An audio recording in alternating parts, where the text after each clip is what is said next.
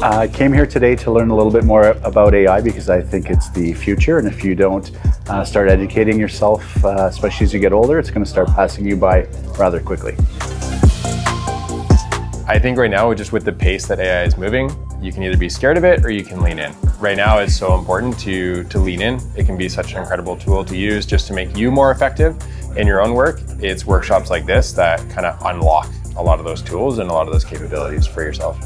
To get better market understanding, customer analytics, a little bit more in-depth data, information on just generally how to be a better marketer and salesperson. Every time you go to one of these sessions, you get a little nugget, you're like, oh, I'm going to use that.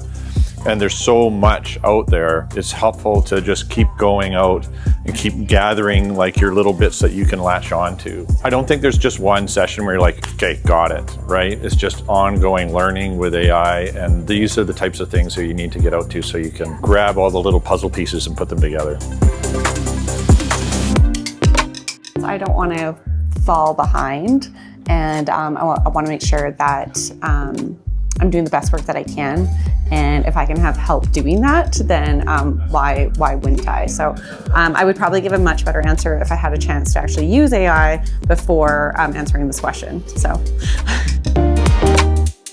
I would say my expectations from a session like this is to meet people and make in-person connections, taking in other people's energy, to use the tools that we're learning to solve some ongoing problems in the processes that I encounter.